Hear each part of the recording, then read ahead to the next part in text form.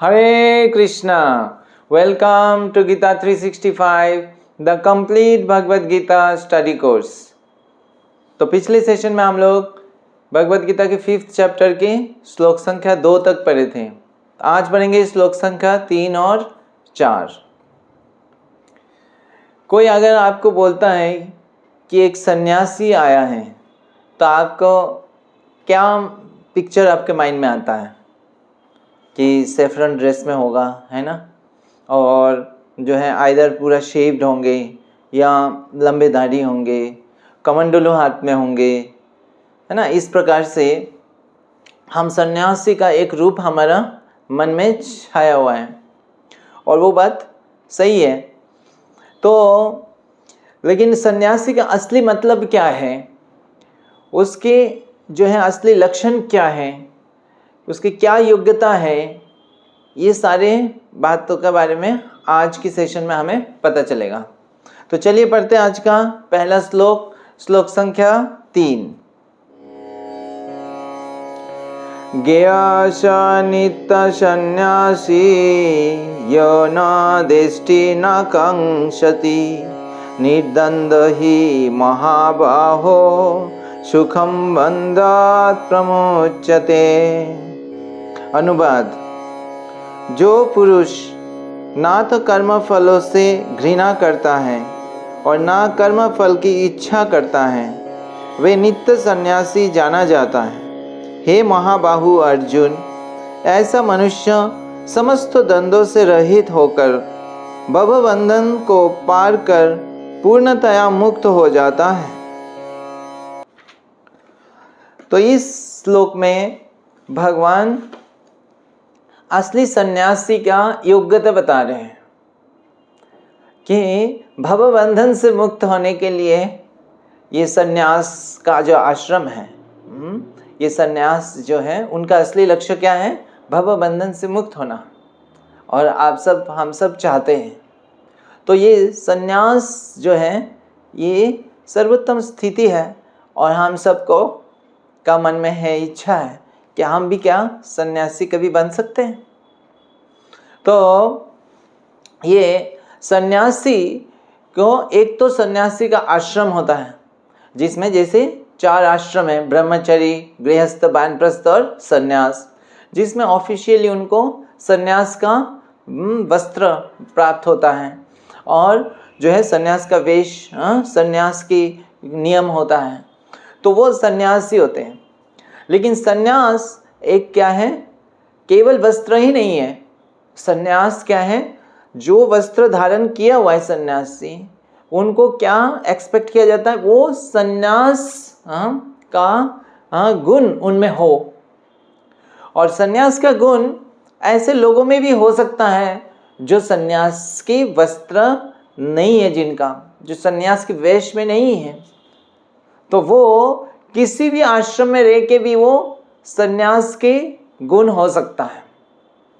तो वही भगवान कह रहे हैं कि सन्यासी के क्या गुण हैं। तो हम सन्यासी को जो पहचानेंगे तो केवल वस्त्र से नहीं, उसकी गुणों से। तो ऐसा ना हो कि वस्त्र में नहीं है लेकिन वो सन्यासी हम पहचान नहीं पा रहे। एक बार श्री चैतन्य महाप्रभु बनारस में थे और वहाँ पे श्रील सनातन गोस्वामी चैतन्य महाप्रभु से मिलने आए थे और वो ढूंढते ढूंढते जो उनको कहाँ है, किस घर में है चैतन्य महाप्रभु, उनके आसपास आ गए थे और उनके मन में इच्छा था चैतन्य महाप्रभु से मिलना, लेकिन उनको पता नहीं चल रहा था चैतन्य महाप्रभु किस घर में है, कहाँ पे एग्जैक्टली कहाँ पे। तो और लेकिन चैतन्य महाप्रभु जो है वो तो अंतर्यामी है, उनको पता था कि अब सनातन गोस्वामी उनके निकट में आ चुके हैं। तो चैतन्य महाप्रभु एक भक्तों को बोलते हैं कि आप जाइए बाहर और वहाँ पे एक बहुत अच्छा भक्त, अच्छा सन्यासी होंगे, आप उनको मेरे पास लेके आइए। तो वो जब जाते हैं बाहर, जाके ढूंढते हैं और ढूंढते हैं, उनको कोई नहीं मिलता है, एक सन्यासी के वेश में कोई नहीं मिलता। तो वो आते हैं और आके महाप्रभु से बोलते हैं, यहाँ पे तो कोई अच्छे भक्त सन्यासी मुझे दिखाई नहीं दिया। तो चैतन्य महाप्रभु बोलते हैं, नहीं, जरूर होंगे। तो क्या आपने केवल वेश को ही देखा या कोई ऐसे भी व्यक्ति है जो इस वेश में नहीं है? तो वो बोलते हैं हाँ, एक व्यक्ति को तो देखा मैंने, लेकिन वो थोड़ा क्या थे, मतलब सही इतना अच्छा उनका वस्त्र नहीं था, क्योंकि सनातन गोस्वामी बहुत दिन से चलते हुए आ रहे थे, तो जो है साधारण वस्त्र था उनका। तो महाप्रभु कहते हैं उन्हीं को लेके आइए। और जब चैतन्य महाप्रभु के पास आए सनातन गोस्वामी, तो सनातन गोस्वामी को देख के महाप्रभु पहचान गए ये एक महान भक्त है। तो उस प्रकार जो एक भक्त या सन्यासी जो है, वो केवल वस्त्र ही उनकी परिचय नहीं होता है, उनके असली गुण जो है वो उनके परिचय होता है। तो ये गुण क्या बता रहे भगवान इस श्लोक में? ये बता रहे हैं जो कर्मों फलों से आसक्ति भी नहीं रखता है और घृणा भी नहीं करता, वो दोनों जो है आकांक्षा नहीं करता और ईर्ष्या या द्वेष नहीं करता। तो ऐसे भावना जिनके पास है वो वास्तव में त्यागी है, सन्यासी है, विरक्त है, कि कोई भी कार्य कर रहा है उस कार्य के फल के प्रति जो है वो कोई आसक्त नहीं है। और इसका जो है लक्षण यही है। जनरली कोई व्यक्ति जब भी कोई कार्य करता है तो उसकी मन में एक इच्छा रहती है, आकांक्षा रहती है कि इस कार्य कर रहे हैं तो कुछ ये फल होगा, तो उस फल की इच्छा से वो कार्य को करता है। और जब फल ऐसे मिल जाता है तो खुश हो जाता है। और अगर ऐसे फल नहीं मिलता है, कोई दूसरा फल प्राप्त हो जाता है, तो वो उस फल के प्रति क्या होता है? घृणा होता है कि ऐसे क्यों हो गया। तो इस प्रकार से वो उस चीज़ों से घृणा करता है जो वो नहीं चाहता है। तो इस प्रकार से वो क्या है? द्वंद्व में रहता है। उसको कहते हैं ड्युअलिटी। इस संसार में हर कोई व्यक्ति इस चीज से जो है प्रभावित रहता है, उसको कहते हैं द्वंद्व, इच्छा और द्वेष, कि हमें ये चाहिए, हाँ ये हमें पसंद है, ये हो गया इच्छा, और ये हमें नहीं चाहिए, ये हमें पसंद नहीं है, ये हो गया द्वेष। तो ये हर किसी कार्य में व्यक्ति का ये इच्छा द्वेष रहता है। और अगर सन्यासी है तो इसका मतलब उसको ये इच्छा द्वेष नहीं होगा और इससे इच्छा द्वेष से वो मुक्त रहेगा। अब ये जो इच्छा द्वेष है, जो कोई चीज़ उसको पसंद है कोई नहीं है, ये डुअलिटी, ये संसार का, इस भौतिक जगत का स्वभाव है। हर किसी चीज़ में ऐसा होगा कि उसके लिए कुछ चीज़ पसंद होगा, कुछ नहीं भी होगा, उसकी इच्छा के अनुसार होगा या नहीं भी होगा। तो ये एक ही जैसे नहीं होगा। तो ये द्वंद्व जो है इस संसार में रहेगा, लेकिन जो सन्यासी है वो इस द्वंद्व से परे रहेगा, वो इस द्वंद्व से प्रभावित नहीं होगा। ये सन्यासी का नेचर है। तो इसको हम कैसे समझे? ऐसा नहीं कि उस सन्यासी के लिए द्वंद्व जो है द्वंद्व रहेगा ही नहीं, द्वंद्व रहेगा, लेकिन वो द्वंद्व के प्रभाव से ऊपर रहेगा। और वो कैसे संभव है? उसकी जब चेतना ऊंची होती है। तो जो सन्यासी का चेतना है वो भौतिक चेतना नहीं है, वो आध्यात्मिक चेतना होने के कारण भौतिक चीज़ जो है उससे उसका प्रभाव नहीं होता है। जैसे मान लीजिए कोई जमीन में चल रहा है, कोई गाड़ी चल रहा है। अब जमीन में गाड़ी चल रही है तो जमीन कोई ऊंचा नीचा हो सकता है। तो जब ऊंचा नीचा होएगा तो गाड़ी भी क्या होगा? ऊंचा नीचा होगा, क्योंकि वो गाड़ी जो है जमीन के ऊपर स्पर्श किया हुआ है। तो वो जमीन के ऊपर निर्भर करेगा जमीन कैसा है। अगर स्मूथ है तो गाड़ी स्मूथ चलेगा, और जमीन ऊंचा नीचा हो, गड्ढा होगा तो गाड़ी भी ऐसे ऐसे करते हुए चलेगा। लेकिन अगर कोई जो हवाई जहाज से चलता है, तो हवाई जहाज से चलेगा तो जमीन कैसे भी होगा, ऊंचा नीचे भी होगा। हवाई जहाज ऊंचा नीचे नहीं होगा, वो सीधा चल सकता है, क्योंकि वो जमीन से स्पर्श नहीं है अभी, तो जमीन से जो है डिटैच्ड है, ऊपर है। तो इसीलिए वो हवाई जहाज में चलेगा तो वो जो है उससे मुक्त रहेगा, ऊंचा नीचा होने से मुक्त रहेगा। तो जमीन का ऊंचाई नीचाई तो है, ऐसा नहीं कि वो उसका नहीं है, वो है। लेकिन उसकी प्रभाव उसके ऊपर नहीं आ रहा है, क्योंकि अब वो उसके ऊपर से चल रहा है, उससे डिटैच्ड है, दूर है उससे। तो उसी प्रकार एक व्यक्ति, जब साधारण व्यक्ति इस संसार में जब चलता है, कोई भी कार्य करता है, तो उसकी जो फल है, उसके अच्छा बुराई फल से वो क्या हो जाता है, प्रभावित हो जाता है।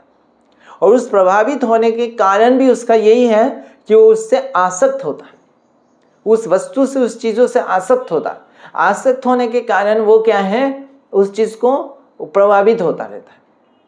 तो ये जो है, इसको हम देख सकते हैं। कोई भी, जैसे मान लीजिए कोई व्यक्ति है, वो अभी क्रिकेट मैच चल रहा है, अब वो क्रिकेट मैच चल रहा है, फाइनल मैच चल रहा है। अब वो जो है, उसके जो एक पार्टी को, एक दल को जो है वो सपोर्ट करता है, वो पसंद करता है, और उससे वो आसक्त है। तो क्या होगा, उस जो मैच होगा, उस मैच में जब वो देखता रहेगा, तो मैच का अगर फल जो है, उसकी जो फेवरेट टीम है जिससे वो आसक्त है, अगर उसकी जीत हो जाता है तो बहुत खुश हो जाएगा, है ना। और अगर वो जो उसका फेवरेट टीम हार जाता है तो वो बहुत दुखी हो जाएगा। तो वो इतना दुखी भी हो जाता है, लोग कभी उसका एग्ज़ाम है, कुछ है, तो उसका पढ़ाई पूरा खराब हो जाता है, उसको कुछ अच्छा नहीं लगता। तो ऐसे वो उस गेम का जो रिजल्ट है, वो उसके ऊपर इतना प्रभाव डाल देता है, जस्ट बिकॉज वो उस गेम से और उस गेम का जो एक रिजल्ट से वो आसक्त था। लेकिन अगर कोई ऐसा व्यक्ति देखता है जो किसी भी दल से आसक्त नहीं है, तो वो उस गेम का मजा ले सकता है, और वो कोई भी रिजल्ट होगा उससे वो प्रभावित नहीं होगा। तो ये है उसका अनासक्त होने से क्या होगा, उसकी रिजल्ट से वो आसक्त नहीं होगा, रिजल्ट से प्रभावित नहीं होगा। तो उसी प्रकार जो सच्चा सन्यासी है, वो क्या है, वो किसी भी स्थिति से वो आसक्त नहीं रहता है, प्रभावित नहीं रहता है, और इच्छा द्वेष से मुक्त रहता है। तो भगवान कृष्ण कह रहे हैं वो है नित्य सन्यासी। ये नहीं सन्यासी किसी एक समय की बात है कि इस समय तक वो सन्यासी है, उसके बाद नहीं है, ये उससे पहले नहीं था। ये सन्यासी नित्य, हमेशा वो सन्यास जैसे ही क्या हो रहा है, जी रहा है, क्योंकि वो किसी भी वस्तु से आसक्त नहीं है, और उसके अच्छा बुराई रिजल्ट से वो प्रभावित नहीं है। तो उसी प्रकार जो है, ये रिजल्ट जो है, रिजल्ट से वो मुक्त रहता है।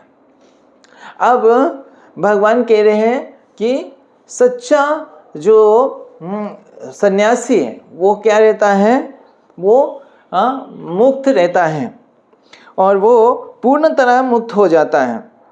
तो प्रभुपाद तात्पर्य में लिखते हैं, सच्चा सन्यासी का मतलब क्या है।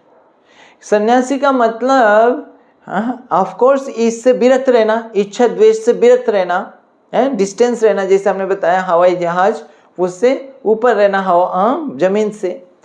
तो वो विरक्त रहना वो तो है, लेकिन वो ही उसका उद्देश्य नहीं है। सच्चा सन्यासी का उद्देश्य है वो क्या है, भगवान के लिए क्या हो, आसक्त हो।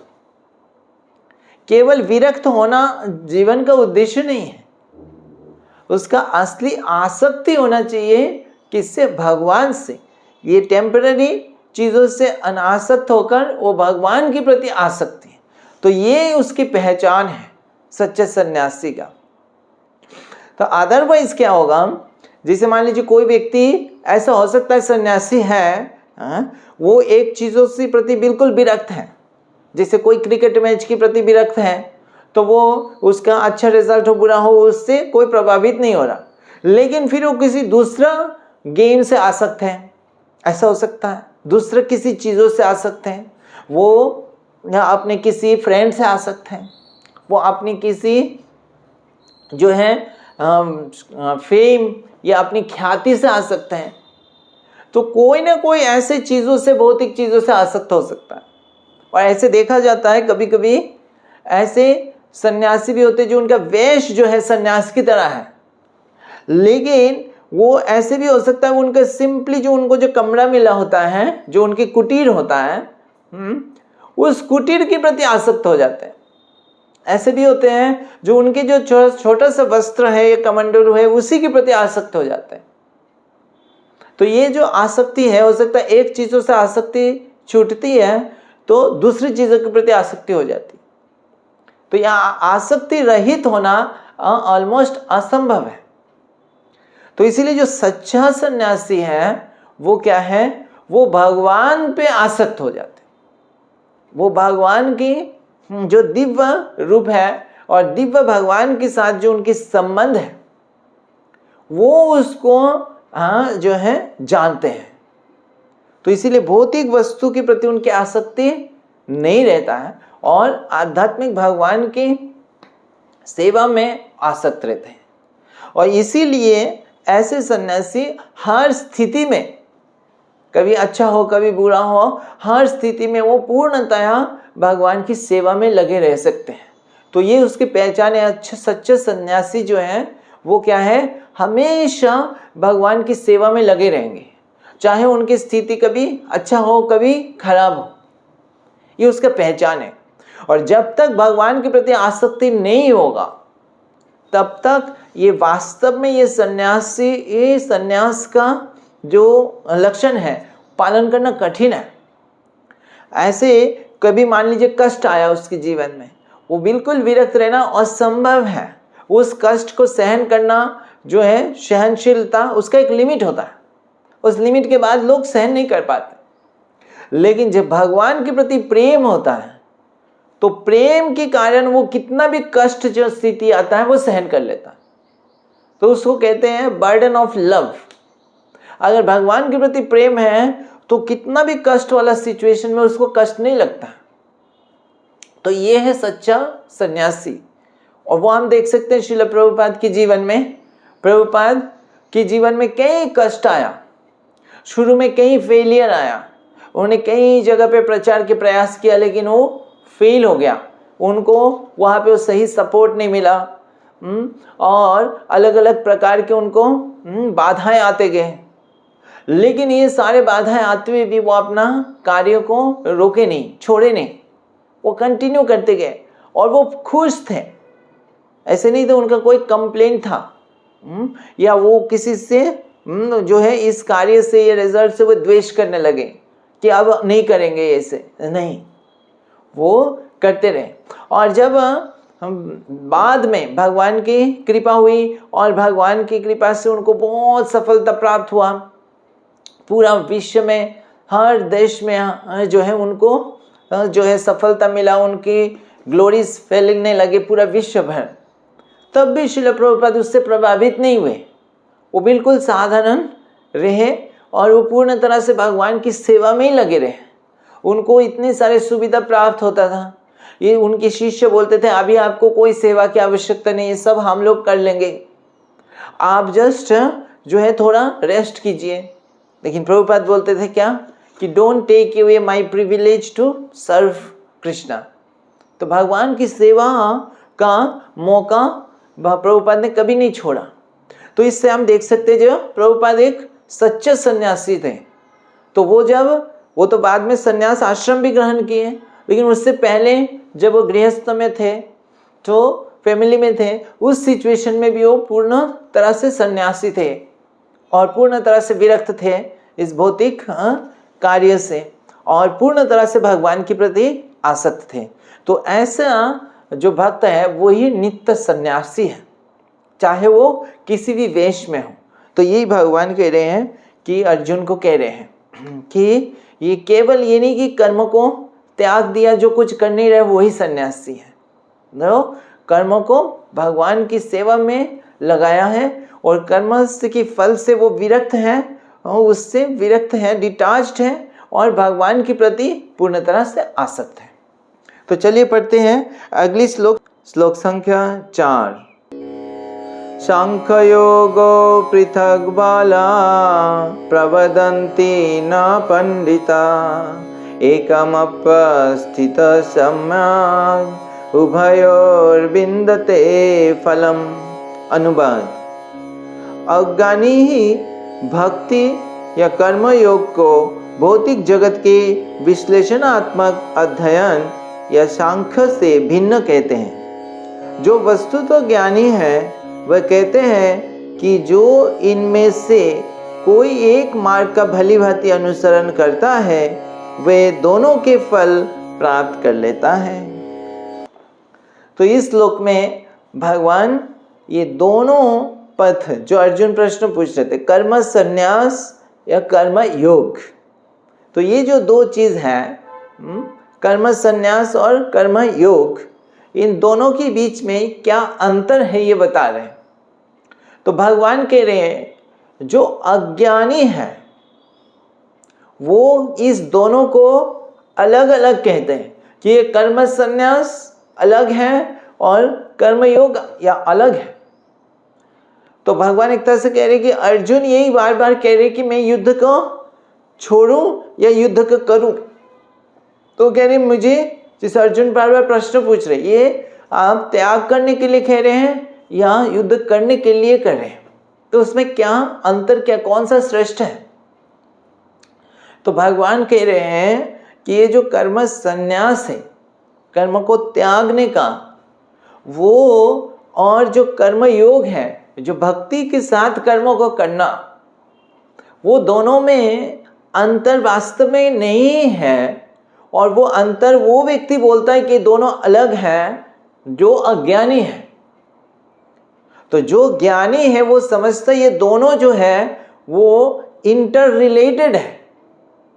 तो कैसे इंटर रिलेटेड है ये श्रील प्रभुपाद तात्पर्य में बताते हैं। भगवान कह रहे कोई एक जो है चीज करता है तो उसको दोनों का फल मिलता है। कैसे?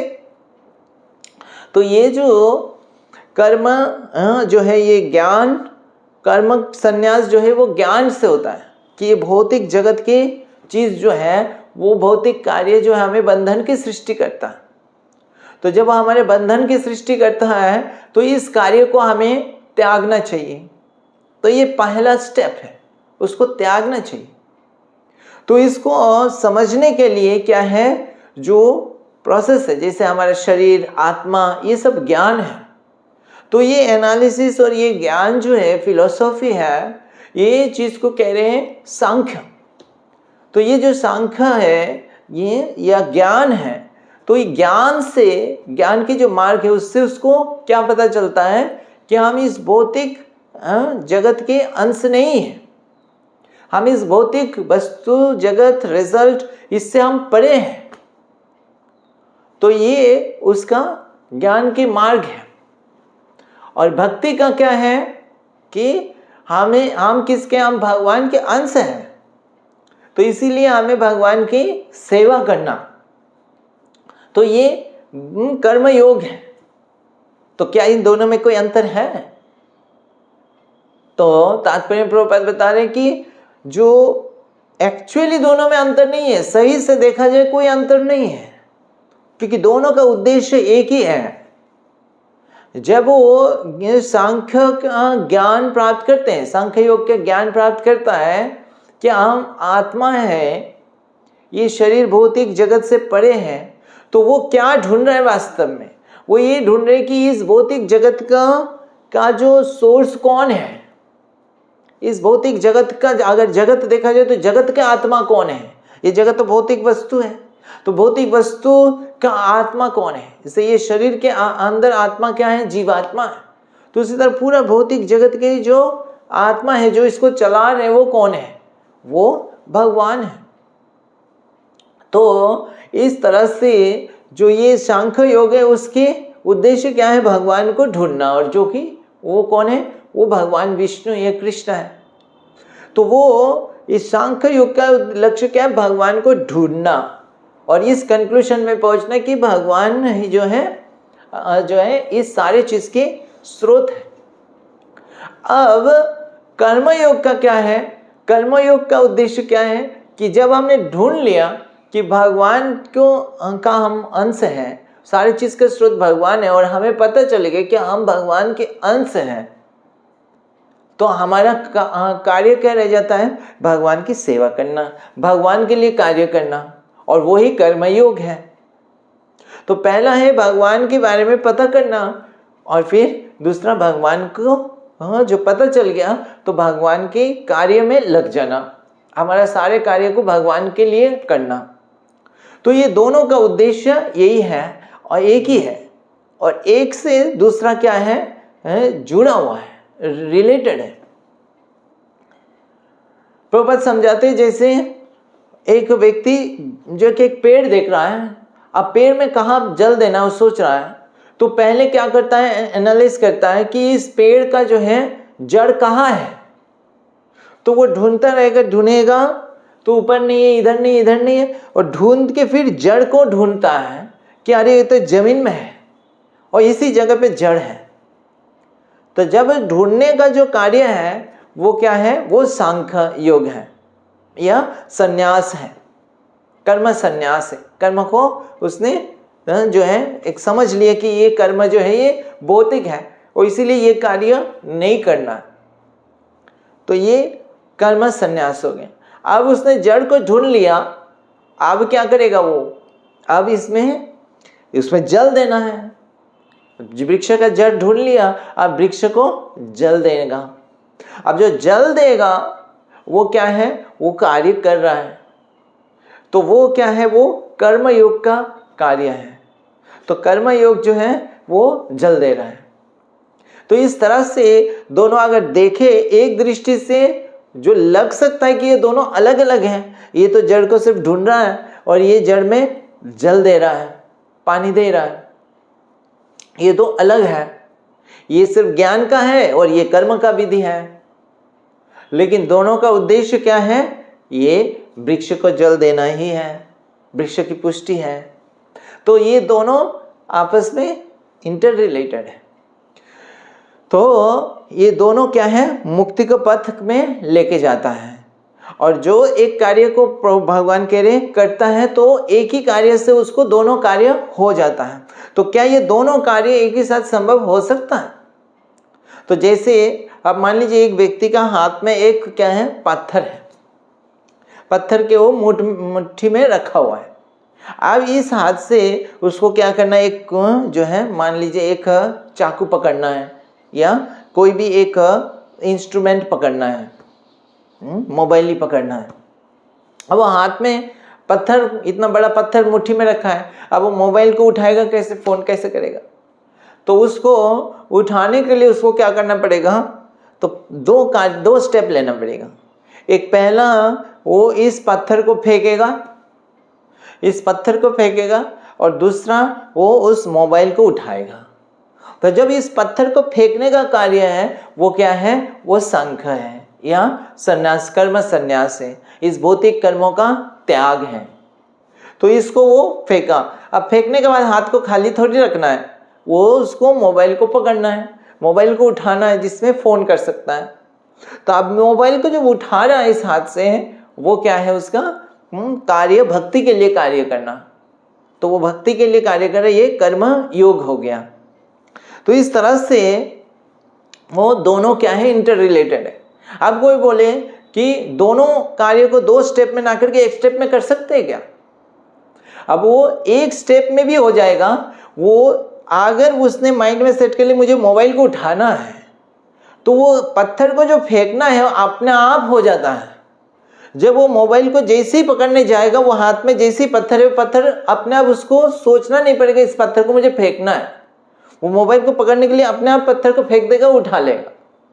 तो जब उसके माइंड में मोबाइल उठाने का रहेगा तो वो ये अपने आप त्याग हो जाएगा। तो उसी तरह जो व्यक्ति भगवान को रूप को जान लेता है, भगवान के साथ अपना संबंध स्थापित हो गया और फिर वो भगवान की सेवा में लग जाता है, तो अपने आप उसके भौतिक कार्य जो है वो क्या हो जाता है, त्याग हो जाता है, छूट जाता है। और वो वहाँ भी उसी स्थिति में रह के, चाहे वो गृहस्थ आश्रम में ही हो, चाहे किसी भी आश्रम में हो, वहाँ पे जैसे ही वो भगवान की सेवा में लग जाता है, उसका भौतिक कार्य, भौतिक आसक्ति अपने आप डिटैच हो जाता है, अपने आप त्याग हो जाता है। और वो ही क्या है, नित्य सन्यासी। तो यही भगवान कह रहे हैं कि ये दोनों अलग अलग नहीं है, ये दोनों क्या है, एक दूसरे के साथ रिलेटेड है और दोनों का उद्देश्य एक ही है, जो भगवान को प्राप्त करना। ठीक है, तो आज हम यहाँ पे विराम देते हैं। अगली सेशन में हम पढ़ेंगे श्लोक संख्या 5 और 6। हरे कृष्णा। ग्रंथराज श्रीमद् भगवद गीता की जय। जगत गुरु श्रील प्रभुपाद की जय।